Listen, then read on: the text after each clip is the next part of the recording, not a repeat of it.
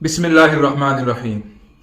इंसान और जानवर कैसे वजूद में आए उसके बारे में एक थ्योरी आम है कि इंसान बंदर से बना या इंसान और बंदर एक ही नस्ल से है। इस थ्योरी को इतना ज्यादा बोला गया और फैलाया गया कि गोया यही सच है। इसके रद्द में मैंने पहले एक वीडियो बनाई थी जिसमें एक वीडियो का जवाब दिया था। अगर वो वीडियो नहीं देखी तो चैनल पर जाकर देख ले। मैं इस वीडियो में उन्हीं बातों को थोड़ा आसान और मुख्तसर करके समझाऊंगा और कुछ नई बातें भी शामिल करूंगा जो पहले वीडियो में रह गई थी। तो चलिए वीडियो शुरू करते हैं। डार्विन की थ्योरी के मुताबिक इंसान और तमाम जानवर एक सेल से बने हैं, यानी पहले एक सेल बना था, उसमें जिंदगी पैदा हो गई, फिर उस सेल से दूसरे जानवर बनते गए, यहां तक कि इंसान भी उसी एक सेल से बना है। डार्विन की यह थ्योरी बिल्कुल बकवास और इंसानियत का मजाक है। उसके खिलाफ बेशुमार दलाइल हैं। सबसे पहला पॉइंट तो ये जान ले कि डार्विन की पूरी थ्योरी सिर्फ अंदाजे पर खड़ी है। आज तक किसी ने भी एक जानवर से दूसरा नया जानवर बनते हुए नहीं देखा।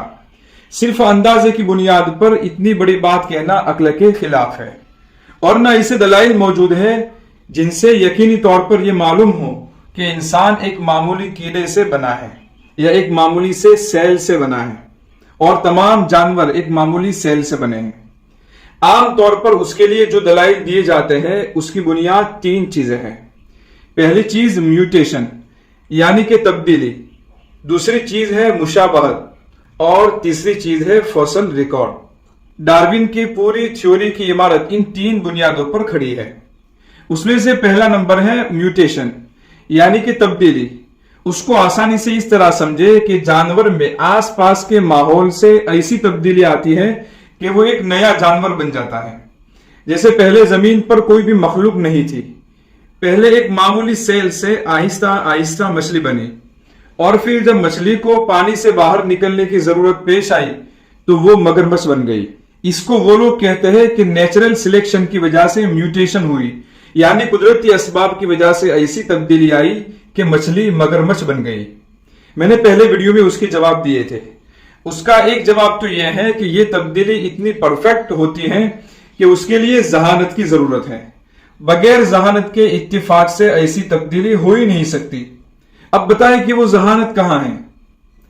दूसरी बात यह है कि साइंटिफिक तौर पर यह प्रूफ हो चुका है कि म्यूटेशन हमेशा या तो बेफायदा होती है या नुकसानदेह होती है। कई तजर्बात के बाद भी ऐसी कोई तब्दीली नहीं देखी गई जिससे यह साबित हो कि डार्विन की थ्योरी सही हो सकती है, और इस बात का खुद वो लोग भी इकरार करते हैं जो डार्विन की थ्योरी के तरफदार हैं। दूसरी बड़ी बुनियाद है मुशाबहत।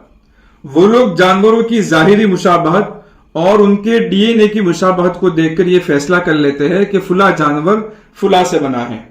जैसे जिराफ हिरन जैसा नजर आता है तो कह दिया कि हिरन को दरख्तों पर से पत्ते खाने में तकलीफ हो रही थी तो वो जिराफ बन गया। इसी तरह इंसान का डीएनए और कुछ जानवरों का डीएनए बहुत मिलता जुलता है। ये देखकर ये कह दिया कि इंसान उन जानवरों से बना है। ये मुशाबहत उनकी एक बड़ी दलील है। हालांकि चीजों की मुशाबहत से बिल्कुल भी ये साबित नहीं होता कि वो चीजें एक दूसरे से बनी हैं, बल्कि मुशाबहत इस वजह से भी हो सकती है कि उनका बनाने वाला एक है। जैसे बहुत से मोबाइल और कंप्यूटर और बहुत सी कारें देखने में एक जैसी नजर आती है, थोड़ा बहुत फर्क होता है, तो उसका मतलब ये नहीं होता कि वो एक दूसरे से बनी है, बल्कि उसका मतलब ये होता है कि वो एक कंपनी की मसनूआत है या एक मालिक की बनाई हुई चीजें हैं। इसी तरह अगर जानवरों में कोई मुशाबहत है तो उसका मतलब ये भी हो सकता है कि उनका बनाने वाला एक है, इसलिए ये मुशाबहत पाई जाती है। बहरहाल मुशाबहत डार्विन की थ्योरी के लिए कोई दलील नहीं बन सकती। तीसरी अहम दलील फॉसिल रिकॉर्ड है, यानी कि जानवरों के हजारों लाखों साल पुराने ढांचों से वो अंदाजा लगाते हैं कि पहले ये जानवर था, फिर उसके बाद ये जानवर वजूद में आया। यहाँ दो बातें ऐसी है जो उनकी दलील को बकवास बना देती हैं। पहली बात तो यह कि फॉसिल रिकॉर्ड बहुत ही नाकाफी है, यानी कि उनके दावे के एतबार से कई जानवरों के ऐसे ढांचे मिलने चाहिए जो दो किस्मों के दरमियान उबूरी किस्म के ढांचे रहे होंगे। मसलन जब मछली मगरमच्छ बनी तो ऐसा ढांचा मिलना चाहिए जो आधा मछली हो और आधा मगरमच्छ। इसी तरह छिपकली और मगरमच्छ परिंदा बन गया تو کوئی ایسا ڈھانچہ ملنا چاہیے جو آدھا مگرمچھ ہو اور آدھا پرندہ ہو. اسی طرح بے شمار جانوروں کے عبوری قسموں کے ڈھانچے ملنا ضروری ہے. اسی وقت یہ دلیل بن سکتی ہے. لیکن خود ڈارون کی تھیوری ماننے والوں نے اقرار کیا ہے کہ ہمارے پاس فوسل ریکارڈ کی بہت زیادہ کمی ہے. اتنا ہی نہیں بلکہ بہت سے فوسل ریکارڈ ایسے بھی ملے ہیں جن سے یہ معلوم ہوتا ہے کہ جانور کی جو قسم اور شکل و صورت آج موجود ہے وہ لاکھوں سال پہلے بھی موجود تھی.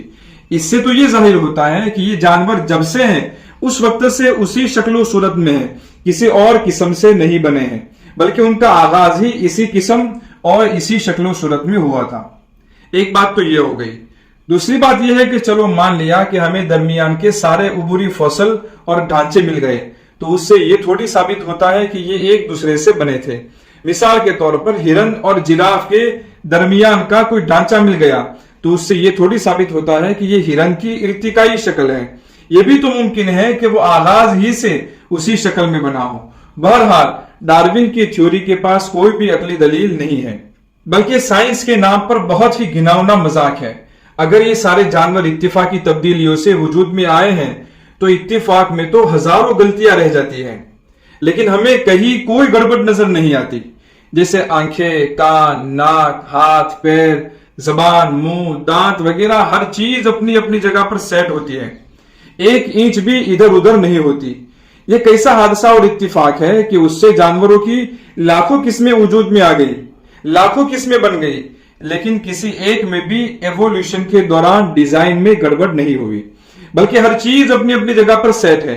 کیا کسی انسان کا دماغ اس کو قبول کرتا ہے کہ ایوولوشن کے حادثے نے جانوروں کی لاکھوں قسمیں بنا دی لیکن اس میں کہیں بھی غلطی نہیں رہ گئی؟ دراصل کئی لوگوں نے اس تھیوری کو اس لیے گلے لگایا ہے تاکہ یہ ماننے کی ضرورت پیش نہ آئے کہ کائنات کا کوئی بنانے والا بھی ہے, کیونکہ اس تھیوری کے انکار کا سیدھا اثر یہ ہوتا ہے کہ پھر اس کا کوئی نہ کوئی بنانے والا ہوگا, اور اس بات کو ماننے کے بعد ان کو مذہب کی طرف رجوع کرنا پڑے گا. بس اس تھیوری کی مقبولیت کا یہی راز ہے کہ اس کو ماننے کے بعد خدا کو ماننے کی ضرورت نہیں رہتی, ورنہ عقل اس کو پہلے ہی لمحے میں رد کر دیتی ہے.